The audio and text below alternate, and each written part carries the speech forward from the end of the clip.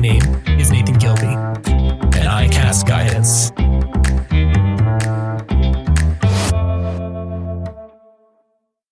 We're back. We are back. We are back. We're so back. It feels good to be back. I'm so excited to be at this table in front of these microphones. Can we maybe just tell everybody why we were taking a break?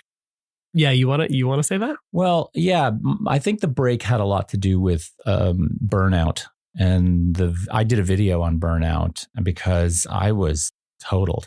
Yeah. I was totaled. I think what happened is I had kind of the combination of DMing, GMing, learning new systems, running a podcast, running a live stream, trying to make videos. And editing it all. I got, plus I have a full-time career. Yeah. So I think I just got overwhelmed. Yeah. But we missed it. Yeah. And you approached me. I sort of like pressed, I didn't have to press too hard. Todd was all over this, like bringing the podcast back. But I love this, and I love doing this, and doing this feels like really rewarding to me. Well, I think what I like about it, and where I think we might have fallen down in the past a little bit, and not to criticize the old version of this, not that this version's that new, but not to criticize what we've done. But I like to create new knowledge. I like to have conversations that really have pulled from areas that I'm invested in thoroughly. And I'm so invested in these games, but I'm also invested in the notions of storytelling and how we storytell, these new sort of ways in which we come together collaboratively and through chance operations to create new stories. So to me, this is some untested ground, or ground that hasn't really been explored yet. Yeah. And I want to create some new knowledge around this. And when you said to me, I really want to do something we can be proud of, I was like, yeah, let's dig in. Yeah. Let's start looking at different regions of, the history of role play and game design and playing the games themselves. These things are so, just full of, I think, crossover that we need to look at. Yeah. And coming back to this, I wanted to do something with the podcast that almost felt, I wanted to feel almost like too big. What we had done with the podcast previously was we would come with some sort of game element that we would experience in our tabletop role-playing games, and then we'd workshop those. And that was really fun because we'd be creating new knowledge about how to play the game, how to run the game. But in listening to one of my favorite podcasts, 99% Invisible, it's by Roman Mars, also like the loveliest narrating voice I've ever heard, ever. It helps. Like, seriously, like his voice is angelic. Mm-hmm. But 99% Invisible is all about how design in the world, like either subtly or overtly, affects your life. That might be like your everyday life. And he does things like talking about laws, urban planning, simple things like, your toothbrush that sits on your bathroom counter, how those change your lives every day. And I thought, like, well, shit, we talk about design of tabletop role-playing games all the time. So like, good design, we're trying to push good design to help the fact of immersion. We want people to feel immersed. And this is kind of the idea, right? Is design, when we talk about the design problem, like as designers, we are presented with, I once heard that, I'm trying to remember who said this, but there was a designer that didn't like the notion that designers solved problems. Right. But designers are also not inventors. And I think we make that mistake. Designers tend to take existing things and improve upon them. Right. And to make them more usable or more efficient. And so, inside of the world of game design, we're looking to either A, have more fun, B, create something more challenging, C, in the world of role playing games, we're trying to create immersion. Yeah. Because role play is about immersion. It is. It's about this sort of, like backing into that space, either just below consciousness or in tandem with consciousness. Yeah. And so I guess in response to that, I remember you said something about like the rules of the game are like this odd boundary for role players, where when you're role playing and you're in this like immersive state of mind, you still have to be like in a metagame sort of way, remembering the rules and remembering how to function. But despite the fact that we're thinking about the rules of the world that we're pretending to be in, we can still have like this phenomenal immersive experience. Yeah. It's like objectivity, subjectivity. Yeah. Right. So in the subjective element of role play, we're in the space. We are living inside of our characters. It's like when I used to play with Star Wars figures when I was a kid. I would lay down on the carpet with my head like on the floor and gaze across the field of battle and see the action figures like to scale with what's going on, right? And so I'm actually in the space, right? But then the objectivity part of it is the rules, because now in a role-playing game, I've got to sit up, grab my dice and my character sheet and say, oh, what's the difficulty class here? Roll some dice and see if I actually pass. And for that moment, I'm stripped of that in-depth imaginative experience.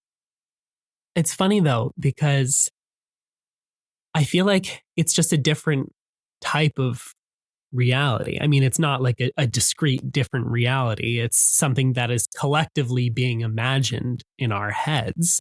But I don't think this rule set is as obstructive as the rule set that governs our real world. Like when we come into the world as little baby human beings, we don't know the rules. We don't know anything about like physics or chemistry or the system of math that like our like human race has invented to understand the world. But we slowly learn these things by interacting. We learn that like, oh, there's this force pulling me down, but I can move around better if I, balance on my two legs and waddle around. Oh, if I drop things, they fall. And then you get more advanced with it. You learn like people figured out how to take physics and chemistry and make a fucking computer. Right. Which is insane. Right. So it's these rules that give a scaffolding that we build off of. And I think it's sort of the same thing for role-playing games. Well, and we're talking about good design, right? And how good design will allow for a more efficient immersion. Right.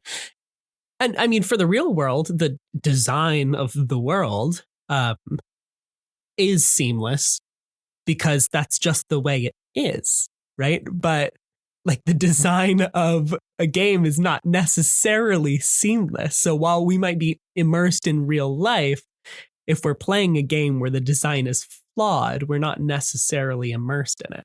Yeah. So this is the thing, right? And I think this is where the wall that may or may not ever be broken, and it's the wall we'd want to break. Yes. It's the wall I think digital realms try to break.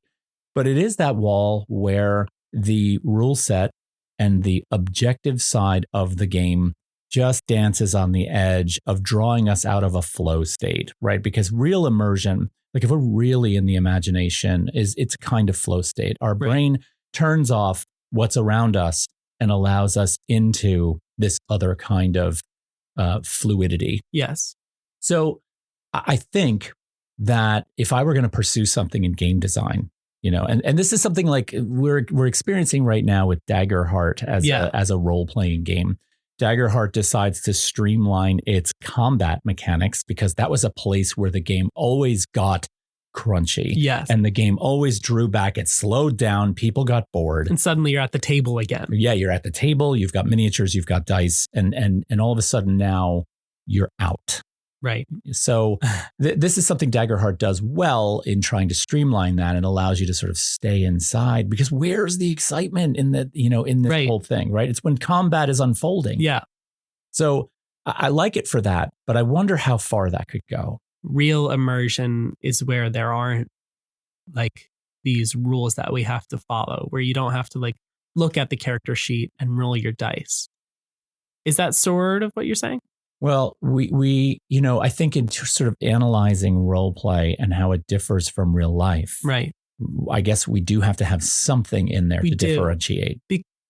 Well, because I think if we were role playing without any sort of rules, Daggerheart and D&D both preventing me from playing a character who is a god. And that I play a character who wants to be a god, but can't, right? But if we weren't playing with a set of rules, then I am an omnipotent god. I could do whatever I want. Okay, so that's interesting, right. Because from a psychoanalytical standpoint, now all of a sudden in real life, if you believe you're a god, right, you're tripping over into a side of things that would be deemed unstable or insane. Yeah. I mean, I feel that even like without a rule set, that feels even less immersive, because it's the fact that rules put restrictions on us, just like the world puts restrictions on us. I am not a god in the real world because I have these limitations. I'm not a god in the pretend world because I have like different limitations, but they're still limitations. The second I'm in a lawless play setting, I'm playing a god, which doesn't feel immersive to me. Right. And I think this is why we're asking these questions today of why do we role play, right? Because first of all, we know that to some degree, like in real life, some of the rules that you were talking about before about physics, right? When I go to stand up from a chair, I don't have to, well, I'm getting a little older, so sometimes maybe I do have to make a check against my dexterity to see if I can do it. However, I don't also stop to think about why my ability for that dexterity has diminished over time. I just get up, right? And I might feel pain, I might not. So even though the rules are there, I'm older, my muscles might not work as well as they did when I was 18. Right. I feel that.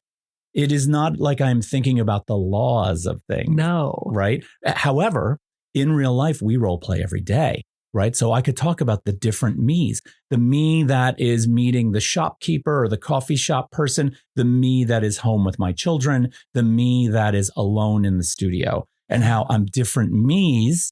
I'm different characters all the time. So real life does have its connection to these things, but we choose to separate them to create another space. And we're asking today, what's that about? Like, why do we do that? Yeah. Like, why do we partition these role play spaces that are about the real world and productivity? And then there's the space of play. Right. And why is there inherently like one is better? Right. So let's back up. Let's kind of like, can we talk a little bit about where this all begins? Like, like the historical examples of role play? I kind of believe that, and I don't think this is really a novel take, but as an overarching statement, I think we've been role playing for as long as children exist as they are. Like, I think about my time playing as a kid, and it was role play. We would role play as, the sons and daughters of Greek gods. We would role play as Harry Potter characters. My siblings and our like family friends who, those kids were also like our ages, we role played for like years as some sort of extended family. Like, I got married to one of the friends and then divorced her and married the sister. Oh my God. Like we role played this shit. We role played like having dozens of horses, which we remembered by name, by size, by color, by physique. Like, I mean, I used to role play being like a shopkeep where my sisters would come shopping and I'd have to talk to them about the inventory. Like, I played with toys. I did Legos. I had a Wii. But most of what I remember about play from when I was a kid is this like fantastically immersive role play that I would just go do in the real world with my sisters and my friends. Yeah. And I think that, we can, like later after the break, much later in this podcast, I'm going to talk a little bit about psychoanalysis and how that child's desire to role play and go into the imagination is a huge part of Yeah. this. But we continue to do it as adults too. Yes. Well, that's the other thing too. I was like, well, oh, we've been role playing since children were alive. And I mean, I think that's kind of obvious to a lot of us. But the question isn't like, does the play space belong, or like the play space is for children, the workspace is for adults. And when you age up, you got to cross the bridge into role playing in play spaces to role playing in workspaces. Yeah, but I want to know about, when do adults role play? Right.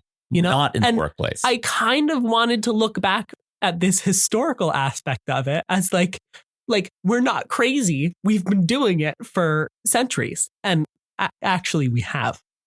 So I sort of went on a wild goose chase with like tracing back our roots of role play. Mm-hmm. Spark Notes, there's a fucking lot going on. But I looked back at this sense of like oral tradition. And I looked first at religion, myth, and folklore. Mm-hmm. You think of the Odyssey, you think of the Iliad, you think of the Epic of Gilgamesh, and these were great stories that were passed down. I mean, they were written at some point, but they were also recited to people. I started chasing down this rabbit hole of oral tradition, and there's a lot more like complex and rich history to this than I remember or was able to glean from this research. But it's basically about how communities of people pass down stories just through telling them. They're not written, they're remembered. And so you take on this role of being the storyteller and passing it along to the people that are listening. So, family histories and morals can be remembered through the generations. So as an act of role playing, you have to remember how to take on these characters in these stories. I mean, there are examples from like indigenous African religions where people would like take on the roles of some gods and portray their stories as these gods in like a whole outfit. For example, some indigenous African religions would sort of like inhabit the roles of these like gods in their myth and their folklore to pass down these stories to their children. Think about, there's also like the Odyssey and the Iliad and the Epic of Gilgamesh. The Epic of Gilgamesh, I think, is like one of the oldest pieces of literature that we have. In fact, the writing of the Odyssey and the Iliad is credited to this person, Homer. Now, it's debated, to my understanding, it is debated that Homer might have been a guy, but also that Homer might have just been a tradition, a person who just tells the story, breathes a life into it, and passes it on. So it wasn't necessarily one person who wrote the epic, the Odyssey, or who wrote the epic, the Iliad. It's a great many people. It's an entire culture who breathe a life into this story and pass it on. That's really interesting because in a lot of ways, the storyteller, the person who is sort of hammering home the repetition, the oral tradition, the way of passing who we are and how we understand of who we are right. to children, all of a sudden now becomes like a GM. They're the ones that are kind of, reinforcing that story framework so that, think about the listeners of that story around the fire. They are creating images in their head and allowing themselves to be transported off to that space. Well, that's the thing. That's why things like the Odyssey are epic poems. They were actually sung in performance because song sticks in your head so much better than just, memorizing. If you're going to memorize all of Moby Dick, I'm sure you would have a terrible time trying to do that. But we memorize songs all the fucking time. Right. Right. So let me ask you this. If we have the oral tradition of storytelling, then how do we get to role play? Like in terms of historical examples of role play, like where can we sort of, because we can understand imagination, right? Imagination, if I'm sitting around the fire listening to the storyteller tell me about a particular tradition or story, I can be transported to that place, but I'm still not an active role player. I'm more passive in that regard. Yeah. So where do we get to, like, what are some really early examples going back that far of some role play?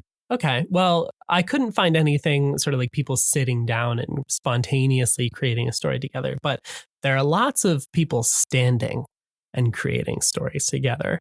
So, or at least reenacting them.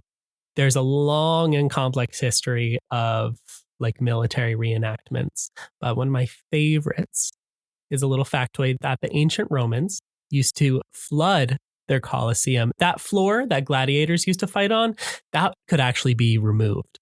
And underneath, there were all like these little hallways where they would prepare the gladiators and keep the animals. But once in a while, they would flood it and they would reenact naval battle.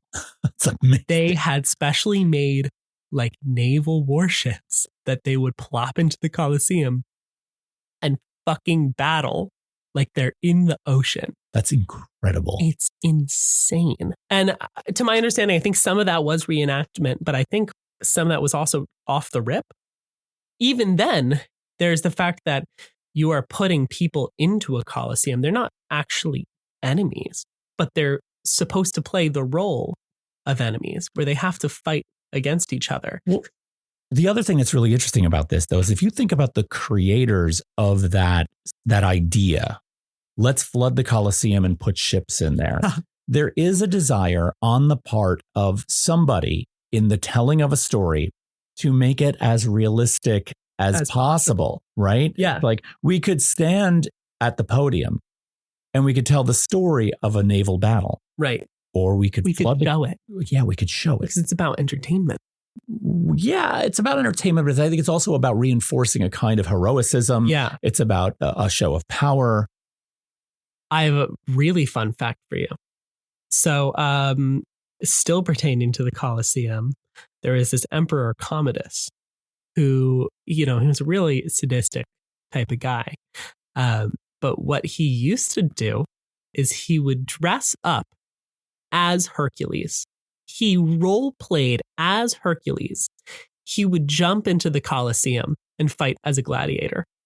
He did this hundreds of times. And the best part is that he was kind of invincible because it was against the law to like bring harm to the emperor. So your fucking emperor like plops into the ring against you.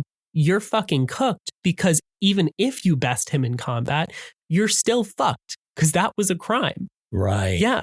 So he'd come in as Hercules being like, I'm invincible. And he actually was. Huh. Right?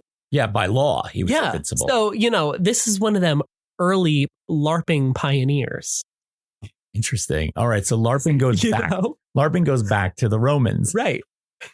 So, every time I think about where these kinds of things started, we're always talking about war.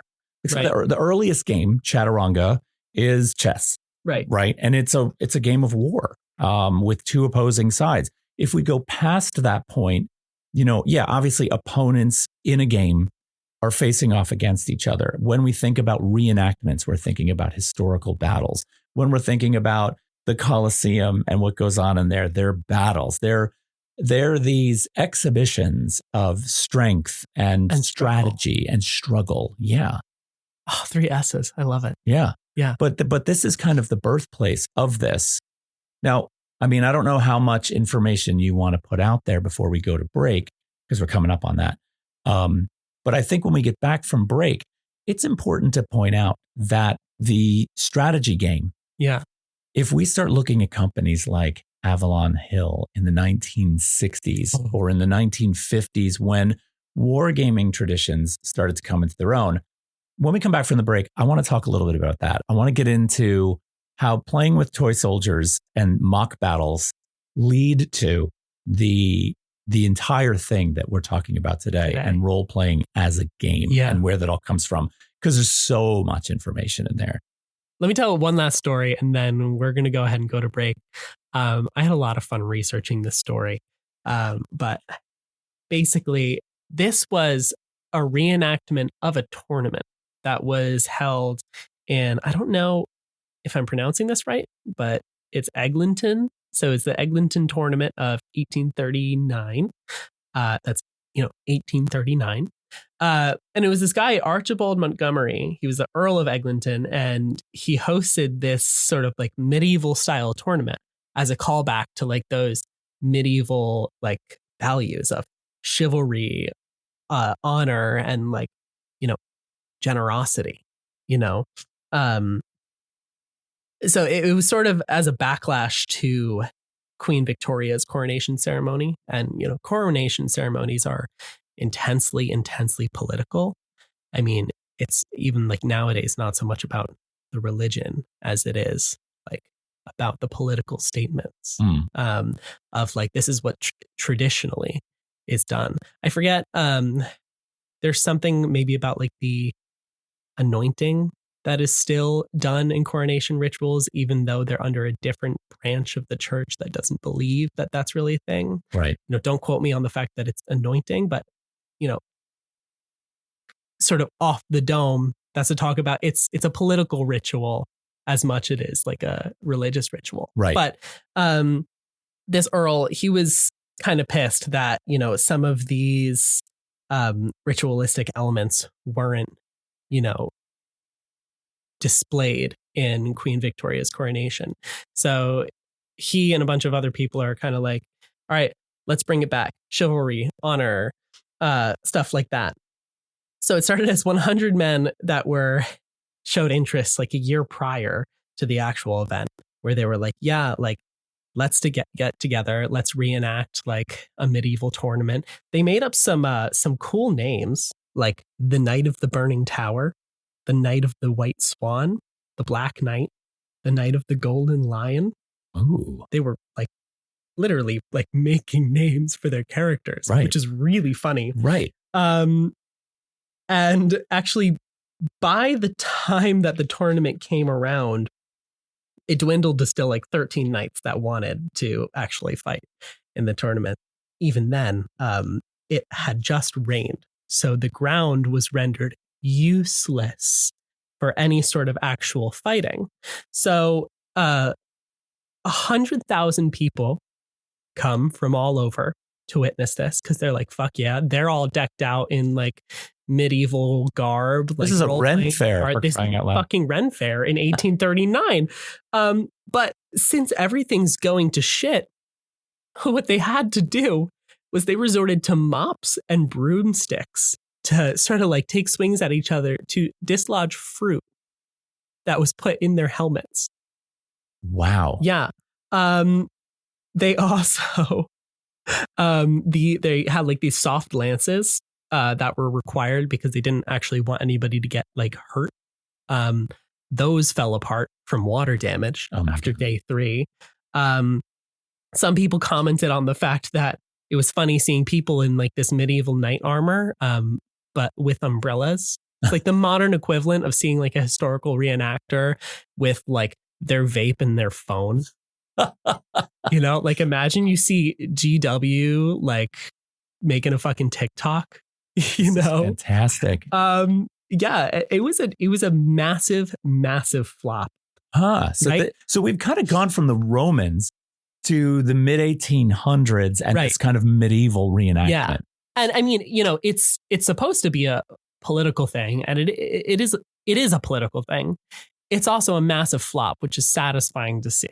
That's fantastic. But there also is a lot of history around like successful reenactments, which I'm not covering, mostly because this was just way more interesting to cover. And what's also interesting there in sort of the delineation between then and now is that there was spectacle. There was an audience that was going to participate in this. Where, and you know what, we're coming back to that a little bit nowadays, where we have audiences that watch role-playing games. Yeah. But that's interesting because we often think about role play as the self side of it, the immersive side of it, where I'm going. But then there's also this interest in other people watching that, which is something we should talk about for sure. Let's take a quick break. And when we come back, we're going to get into, we're going to bring it home. We're going to come up to the 1950s and 60s and go forward from there. All right. See you in a few.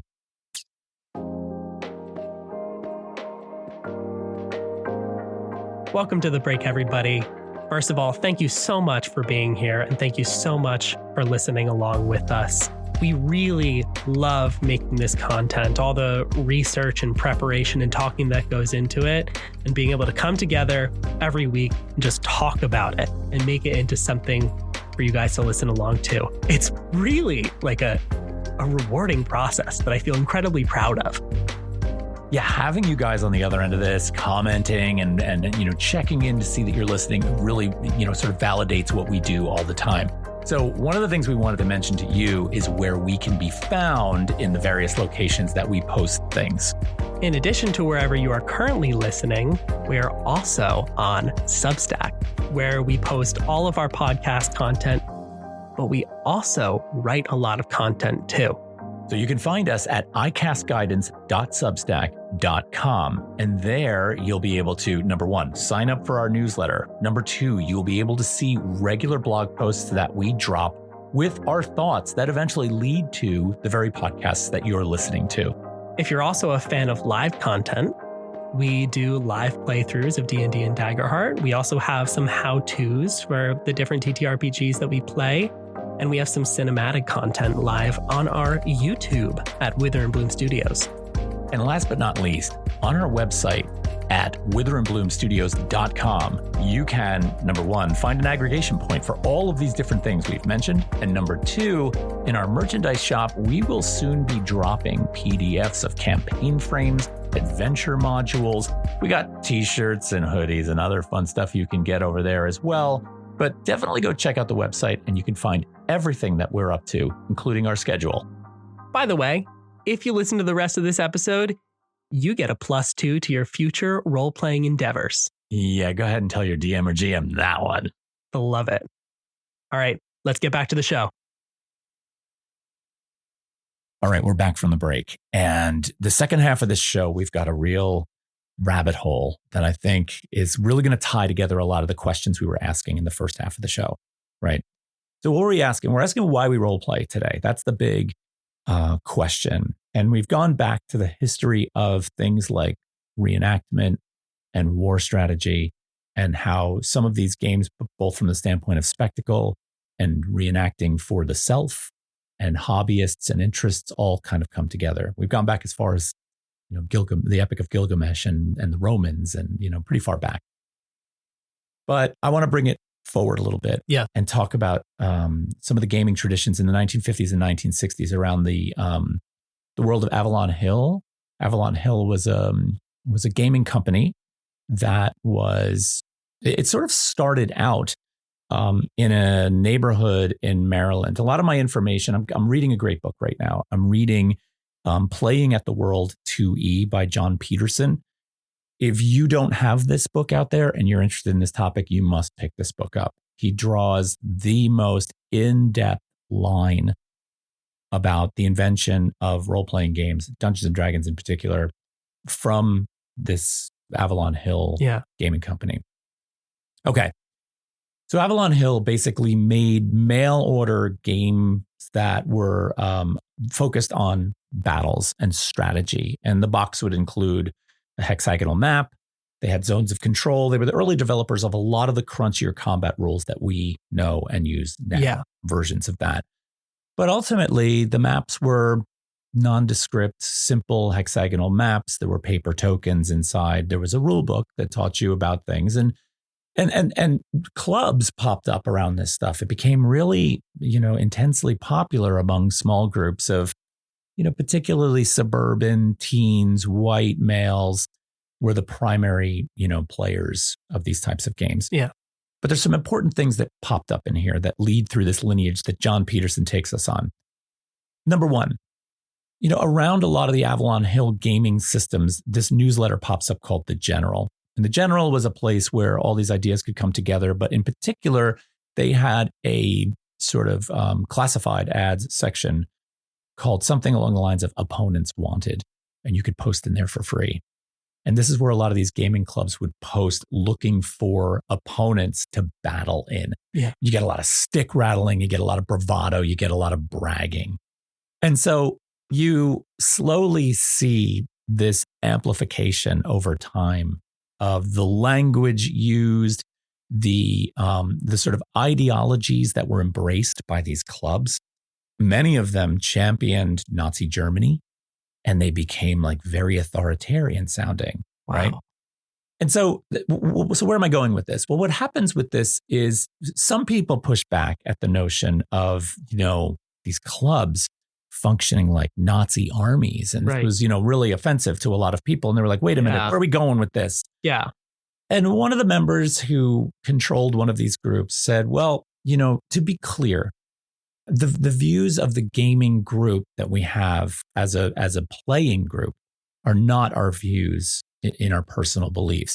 We merely role play this army, and bam, there's the word role playing in gaming. And so Peterson really pulls out where this began, which is kind of interesting. Right. Now, a regular contributor and player of these Avalon games was a little known man by the name of Gary Gygax, who was, Who's that? So Gygax is participating in the Avalon Hill gaming community. And, I'm kind of like really paraphrasing a lot of Peterson's writing and hopefully maybe hooking you on wanting to read this book because it's really cool.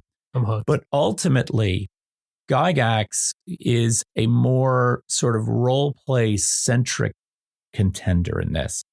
Now, I want to back up a little bit, and I know I'm egregiously leaving you out of the conversation here, but listening to your beautiful voice. Thank you. That's really nice of you. I want to back up just a little bit from Avalon Hill and go like, where did these games sort of come from? Like the tradition of taking tokens, whether they're paper tokens or miniature figures, and putting them on a battlefield and then having a war versus our earlier stories of the Colosseum. Right. And these bigger reenactments. Where did this come from? So toy soldiers were always like a thing. Yeah. And another little known author, a little known person in the literary world named H.G. Wells, he created a rule set like in the early 1900s. He creates this rule set for kids that may or may not have armies and want to play on the lawn or on the dining room table. Yeah. And the book was called Little Wars. I actually have it upstairs. I was digging through my library looking for it before I came down here. But it's the first known example of a rule book to define play with miniatures. And it's really, really early on. But the wargaming industry, starting with Avalon Hill, grows from this kind of thing. Oh my God. I'm like, that just took me back to this game that I used to play with my dad. I think it's called Memoir 44. Oh. Yeah, it's literally like a toy soldiers game, like boxed game. Mm-hmm. You take it out in these hexagonal squares and you position troops and like you build cover and manage resources and you can summon tanks and like, holy shit. Well, you're describing a part of my childhood. Right. And all of these games, whether it's Memoir 44, Axis and Allies, or any of these other games that we can think of, they grew out of the Avalon Hill tradition because that's where zones of control and hexagonal maps came from. It's really funny that, you think about chess, that is just like, I think it's really like pure strategy, detached from a role play element. I mean, I say detached, but you are playing as opposing sides. Well, you are. And it's also really about the objectivity of the game. It's about strategy and it's about rules. Yeah. No one playing chess imagines they're the bishop. Yeah. And nobody like playing chess imagines like, okay, I'm the Axis powers, you're the allies, Right. Like it's pure strategy. It's really about spatial relationships and about this idea of, cornering that king. But then we have this shift somewhere along the line to, I don't want to play war games that are pure strategy. I want to pretend that I'm this force of, objective good or evil. Like strategy is still involved, but you want to take on a real world role. That's right. And this is where it starts to get really interesting, is the role begins to become part of what's desired in the game. So yeah, we see reenactments, but we also see in the wargaming world, the armies now all of a sudden have to not just be, like the Staunton chess set. That's a design of chess pieces that is known. So in the World Chess Federation, they always use the Staunton set because the generalization of those forms is known symbolically. Yeah. And as objects, we know how they function. But as we get further into the desire for these things to be more real and more tangible, right. Miniatures now, we have little cannons. We have armies that are wearing the uniforms of the countries that they represent. We have the actual weapons in the miniatures' hands that part of the infantry would have used. It becomes more important for us to be able to delve deeper into the imagination and see this stuff. So roles are becoming more important. It's bonkers. So Gygax is part of the whole sort of community around this newsletter called The General and the Avalon Hill World of Playing Games. And, long story short, and I'm not going to get into, get Peterson's book. It's absolutely phenomenal. He goes into a lot of detail about how Gygax, through sort of resurrecting the General after some failure, after a failed convention, kind of goes in and has his own convention in Lake Geneva. Yeah. And it becomes a success. It's around these types of games. Even chess was represented at this convention, but it's the first Gen Con.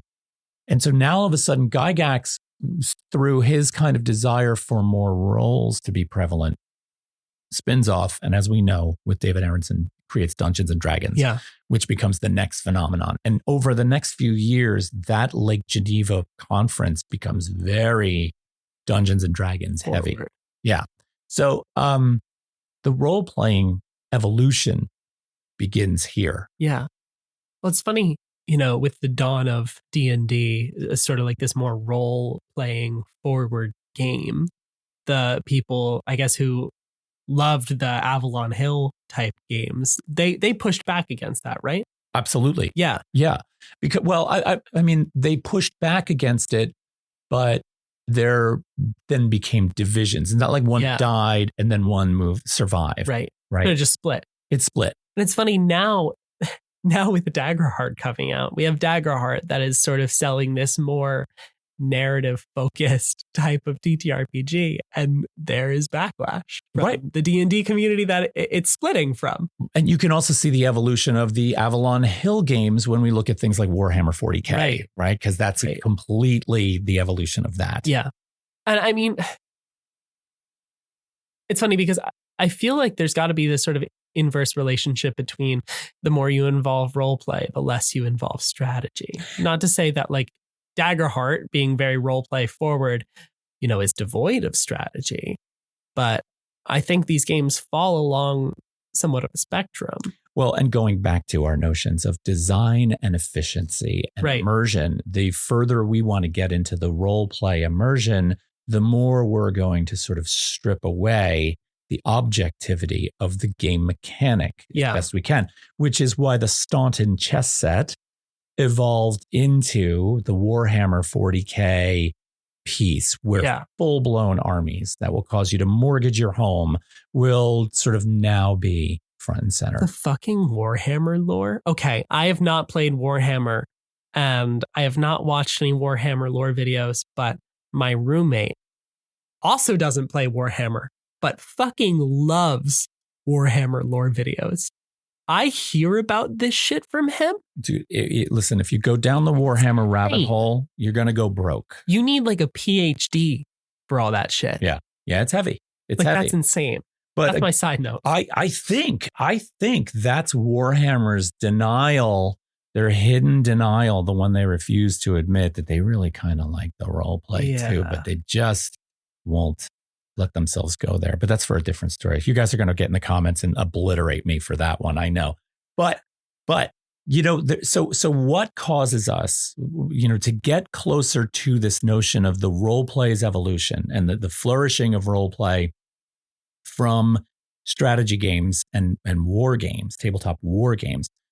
What causes us to go there? We're still asking the question of why do we role play? Well, also what causes us to push back? I mean, it's not like we're in a march towards role play. Yeah, some of us are. Yeah. But I mean, and we do have games coming out that are pushing that edge towards like a more role play focused game experience. But like, I guess the question of like, why do people push back against it? We sort of have to acknowledge like, yes, we like the role play and we get something out of it, which is important to talk about. So number one, we started out talking about oral traditions of storytelling and what storytelling and that kind of imagination, the space where the audience member gets to kind of live inside the story and how that creates memory. There's another side of this, I think, that I'm going to postulate this. I'm going to put this out there. And I think this is a big part of why we role play. And I'm going to take us down a little bit of a psychoanalytical journey here for a minute to kind of see if I can get there. So psychoanalyst Jacques Lacan has a theory of what he calls the mirror stage or the mirror phase. And this is a point of development in a child's life, usually between 9 months and 18 months old, when you're just barely learning how to walk. You're still uncoordinated. Your body is barely able to do, a small percent of the millions of things it'll be able to do one day. And it sees itself in the mirror. And unlike any other sentient creature, does this thing where it says, that's me in there. And your earliest recognition of yourself has several things. And when I teach my art students and my design students about this, we're usually talking about the power of the 2D image. Right. Because your own recognition of yourself is not about your physical self. Right. It is about a projected image of yourself. It's flat. It's two-dimensional, right? And this is why images are so powerful in our world. But that's not what this is about. This is about something deeper than that. What this is about is that there is what Lacan refers to as the misrecognized ideal. What's projected back at you in that space, when you recognize that image as being you, it gives birth to the ego. And what's projected back to you is something a little bit larger than what you actually are, right? Now the birth of the ego leads to lots of things. But I believe this leads to this notion of, I'm looking at that other. That other is me and is not me. And when I look over there, I see something bigger and more capable than me. Yeah. That's what the ego gives me. Whoa. The misrecognized ideal. So where do I want to be? I want to be over there. Think about what you think when you look in the mirror in the morning, right? You see someone else. But that someone else is you.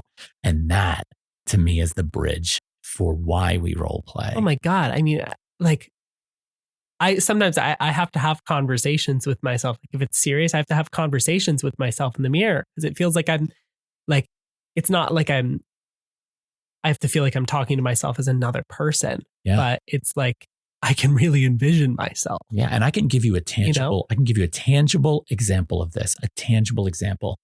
I think every single one of our listeners out there right now who has ever heard a recording of themselves talking says, oh my God, I hate the way I sound when I'm recorded, right? Why? Because the voice inside your head when you speak, and I'm talking about physically speaking, right, is in your physical, tangible body. And the one it is projected back to you when you hear the recording is one that passes through perceptually, your organs, but also your ego. Right. Right. Now, maybe somebody who's more physically in tune would say, no. It's because you're hearing your voice through your jawbone, not your eardrum. And of course, it's going to sound different. So maybe that's, you're not used to that. Fine. But it is also the misrecognized ideal of the self, right? In that case, it's different in the opposite direction. You don't like what you hear. Yeah. Maybe you don't like what you see when you look in the mirror.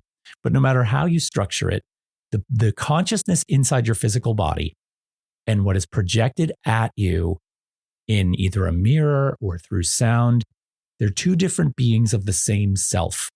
And one has power. Holy fuck. Right? This is why we role play. Holy fuck. We want to go there.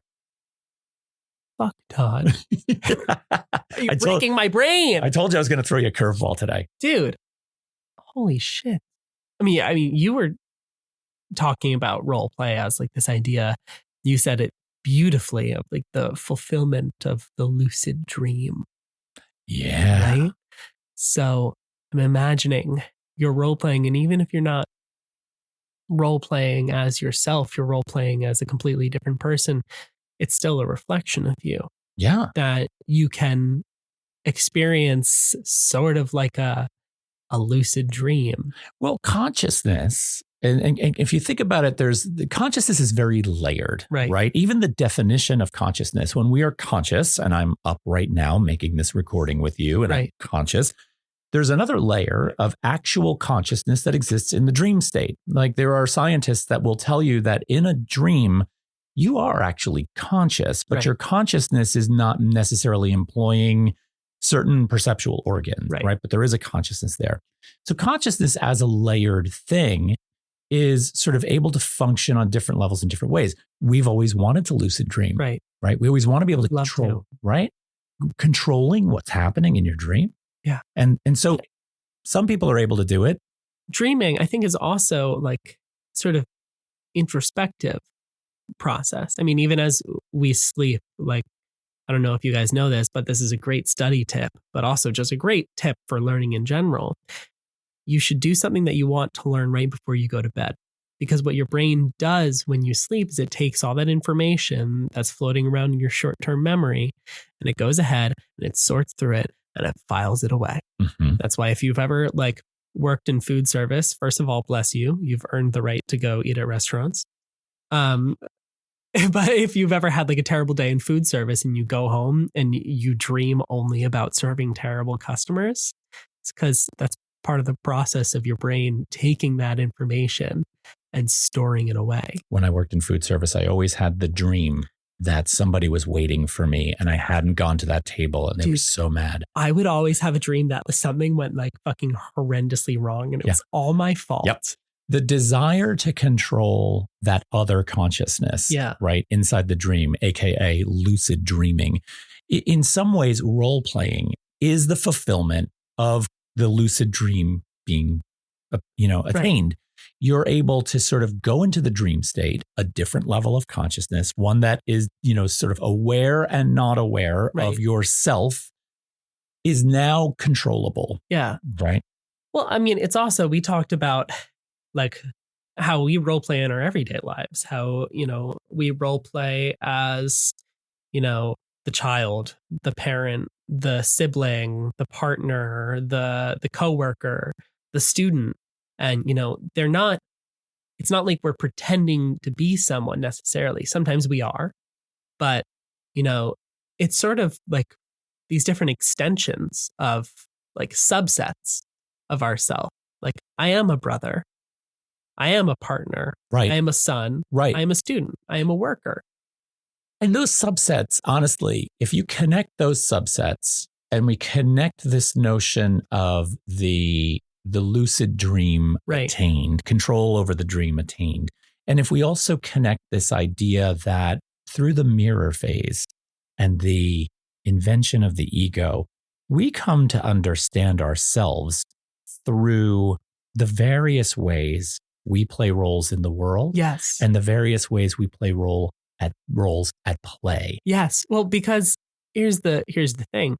In real life, I can't play any role that I want to.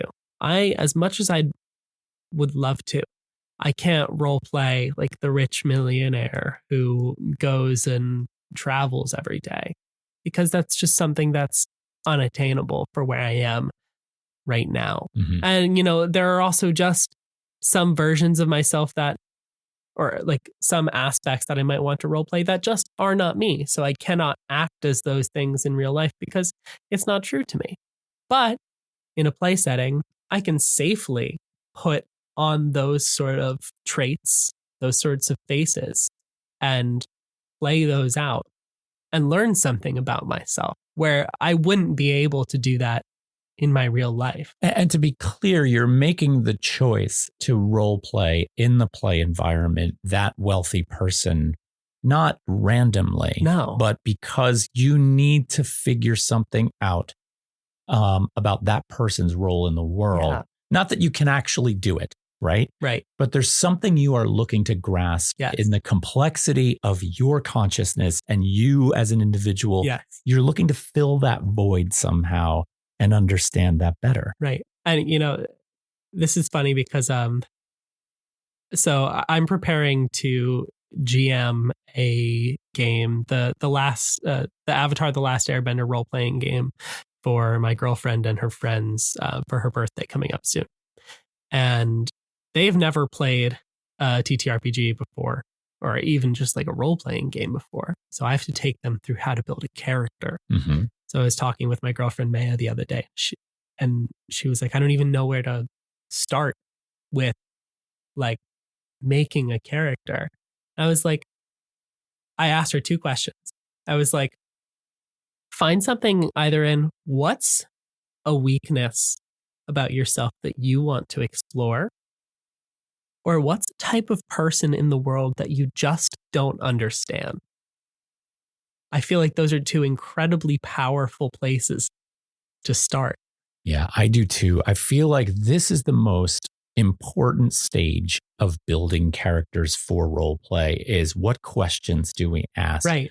So that we as players can invest and learn from the characters we're going to immerse ourselves in. Well, I think actually, like, continuing this conversation into future podcasts, I really think that we should do an episode on why children role play. Mm-hmm. Because, you know, when you're a child, you're learning a lot, not about just like the rules of the physical world that exist, but the rules of a society and a culture, how you're supposed to function and interact, like thrive and survive in these settings. So we spend a lot of time mimicking our parents or our peers around us. And furthermore, we spend a lot of time just playing around in these made up scenarios where it seems like fun, but I can't help but feel that we're really taking something away from that. And, you know, forgive me, but this is a conspiracy theory that I'm allowed to have. But you see, you can actually buy this in toy stores, little toy like cash registers and card readers with a chip reader and a swipe reader and a tap to pay. Can't help but feel like somebody's like going off the fact that like if kids are role playing as this, they're going to get into the workforce and they're going to be a good little worker, you know, something like that. Maybe they know something that we don't, you know. Well, if role play, and maybe this is where we begin to wrap up today's subject, because first of all, as a podcast and with this topic, we can really take this far. We can look at this from the standpoint of, you know, how stripping away play as a means of understanding the world or learning as we become adults. Like we lose, play is not allowed, right? It's not that it's not allowed, but it becomes less serious. It's not a mode of learning that we accept up front. We're changing that, but this podcast, I think, can cover a lot of this ground. But it's something that I think we all know that we need, even people who don't take play seriously. It's like, why are there so many movies where it's like, you know, something like happens in the past, it changes the past and you get to the future. And now it's like everything's grayscale and everybody's just marching to work and going to work and marching back home. And I feel like we relate to that because that is sort of what working feels like. But it's this emphasis on the fact that there is no play. Well, there, you know, what happens in that regard, if we have that conversation in that, I know where I'm going to go with this, and that's to the realm of sports, because sports are play that's sort of accepted as, you know, adult play. You can invest in it and it's okay. Right. But what I was going to say is I feel like there's a lot of regions within the notions of game design, the history of role play, and the games themselves that we can really dig into here and go further with. Like, I want to get into a whole thing about this notion of creativity and storytelling and this new collaborative chance operations based model for telling stories, which I think we're going to come to very soon. I think it's going to be an episode that we make very soon. So why we role play? This is a good ongoing conversation. Yeah. And I think we covered a fair bit of ground today. And to be clear, we sort of have a vision for what we want to do going forward. And, some of it is going to be conversations like this. But Todd and I are not in the, mode of thinking that we want to come to you and present the answer. I mean, I don't even think that I have a concrete answer for why we role play. But Todd and I want to come to these conversations prepared to talk about these topics to provoke conversation. Oh, yeah, I can't agree with you more on that. I mean, and I want to ask you guys out there that are listening to this, why do you role play? Yeah. What are some examples in the role playing existence out there, in and around games or the history of? What are some examples that we're leaving out? Like, what are some things we can continue to talk about? So let's get this conversation going. I want to talk about this a lot more. I want to use some of your examples in how I think I'm going to be voraciously reading the rest of Playing at the World by John Peterson so that I can kind of absorb that. John, if you ever listen to this, we'd love to have you on the show. But let's get this conversation rolling. Yeah, let's do it. All right. Listen, everybody. Number one, thank you for listening. Number two, you can find us at witherandbloomstudios.com. You can find us at icastguidance.substack. You can find us on YouTube at Wither and Bloom Studios. We are all over the place. We are doing quite a bit. So come along for the ride. We'd love to have you. Thanks for listening. Nathan, this was awesome. This was so awesome. I'm so excited to be back. I know. Oh my God. Thank you for resurrecting this. Yeah. All right. So great. We will talk to you all soon. Take care.